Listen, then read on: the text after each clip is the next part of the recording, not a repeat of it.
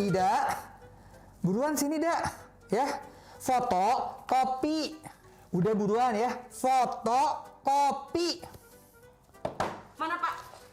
Mana kopi yang mau difoto? Kopi? Iya, kan saya disuruh fotokopi. Lah Dak, kamu ada masalah apa sih sama saya? Mau lulus nggak sih program magangnya? Gak ada masalah Pak Firza, ini saya udah bawain kamera buat fotokopi. Ini ya kopinya ya? Maksud saya fotokopi ini berkas-berkas. Pak Firza sih tadi ngomongnya gak jelas. Jadi salah saya? Ya enggak, tapi kan harusnya Pak Firza tuh komunikasinya tuh yang jelas, jadi komunikasinya itu efektif. Gitu. Fotokopi. Ya udah, saya fotokopi. Nah, karena saya sudah sendiri, Bapak Ibu, saya mohon izin ya untuk lepas maskernya sebentar. Assalamualaikum warahmatullahi wabarakatuh. Salam sejahtera untuk kita semua. Shalom, Om Swastiastu, Namo Buddhaya, dan salam kebajikan. Perkenalkan, nama saya Firza Daud. Di sini saya akan memberikan tips praktis untuk Bapak Ibu guru di seluruh Nusantara. Pohon jati tumbuh berjajar, daunnya jatuh terpencar. Komunikasi efektif harus terus dikejar agar urusan menjadi lancar. Bapak Ibu, mohon izin, ada telepon masuk nih. Halo Mas Firza. Halo Pak Madi, apa kabar? Baik Mas. Nah, Mas Firza gimana kabarnya? Sehat semangat Pak. Ada cerita apa hari ini? Tapi sebelumnya mohon izin ya Pak. Kita kan sekarang lagi ditonton nih oleh Bapak Ibu guru di seluruh Nusantara. Jadi boleh ya Pak, kasih perkenalan singkat, lanjut sama ceritanya. Iya Mas. Perkenalkan nama saya Muhammad Humaidin. Saya guru mata pelajaran IPA. Asal saya dari SMP 14 Kota Bima, Nusa Tenggara Barat. Saya ingin ngobrol soal komunikasi nih Mas. Menurut saya skill komunikasi yang sangat penting sekali untuk membina hubungan sosial yang baik antara murid, guru, lingkungan sekolah, dan orang tua. Apalagi dalam keadaan pandemi, di mana kolaborasi yang kompak sangat dibutuhkan untuk terciptanya kegiatan belajar mengajar yang efektif. Saya lihat Mas Wirja suka bagi-bagi tips. Kasih tip dong Mas. Wah, begitu ya Pak. Tenang, mohon izin Pak, saya akan berikan tipsnya. Berdasarkan materi webinar hari ini.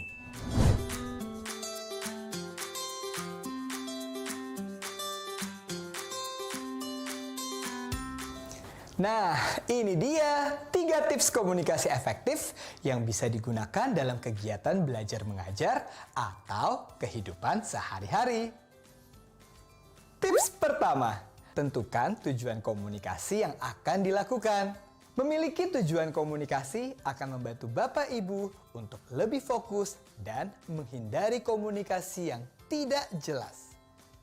Sebelum melakukan komunikasi, tanyakan kepada diri Bapak Ibu, apa yang Bapak Ibu harapkan akan terjadi? Bagaimana solusinya? Apa yang perlu dilakukan? Ketika Bapak Ibu telah menentukan tujuan, strategi komunikasi yang Bapak Ibu lakukan akan lebih jelas, efisien, dan terarah.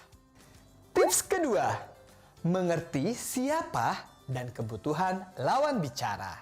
Carilah informasi tentang lawan bicara. Untuk terhubung dengan lawan bicara, Bapak Ibu perlu memahami mengapa topik Bapak Ibu penting bagi mereka. Lawan bicara akan tertarik dan terbuka menerima ide Bapak Ibu jika ide tersebut relevan dan berguna bagi mereka. Jadi, pikirkanlah satu hal ketika memulai komunikasi. Apa untungnya topik, ide, atau informasi ini bagi lawan bicara? Contoh kegiatan. Untuk membuat murid tertarik, mulailah percakapan dengan fakta unik atau langkah yang dekat dengan dunia murid. Sehingga mereka semangat untuk berpartisipasi. Kemudian minta pendapat mereka sebagai interaksi awal. Contoh fakta unik ini bisa diambil dari hobi, film, isu yang sedang terkenal, harapan, dan impian sukses dari murid. Tujuannya, dari berbagai jawaban murid, Bapak Ibu bisa ambil 1 atau 2 kata yang berhubungan dengan konsep atau konten materi pelajaran yang ingin disampaikan. Tips ketiga, hubungkan perasaan Bapak Ibu dan lawan bicara dengan empati. Empati adalah mencoba untuk memahami perasaan dan perspektif orang lain berdasarkan keadaan orang tersebut. Ketika Bapak Ibu membuat seseorang merasa dilihat, didengar, dan dihormati, hubungan emosional akan terbentuk. Ketika ikatan itu telah ada, komunikasi yang Bapak Ibu lakukan akan memiliki dampak yang jauh lebih besar. Contoh di kelas, buatlah kegiatan rutin yang bertujuan untuk lebih mengenal sang murid. Dan berikan judul seperti tak kenal maka tak sayang atau judul pilihan lain dari Bapak Ibu.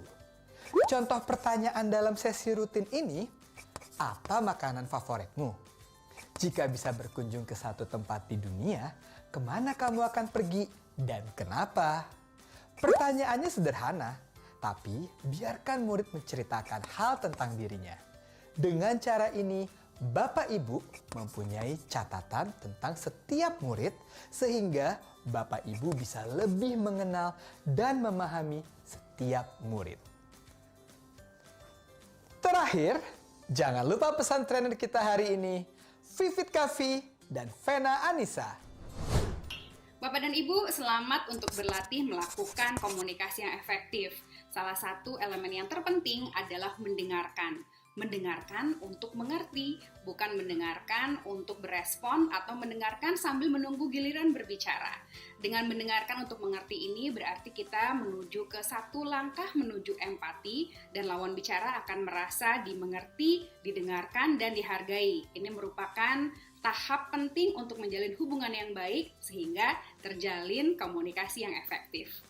Dan jangan lupa, kemampuan komunikasi harus terus diasah. Pendekatan komunikasi harus terus dipelajari seiring dengan perkembangan teknologi, generasi, dan zaman. Namun ada satu hal yang tidak boleh tertinggal, yaitu pahami dulu lawan bicara agar komunikasi efektif dan tujuan tercapai. Baiklah Bapak Ibu Guru, semoga semuanya sehat-sehat terus. Insya Allah kita ketemu lagi di lain kesempatan. Semangat belajar! Nah, itu dia tipsnya Pak. Coba diterapkan dan tetap semangat ya.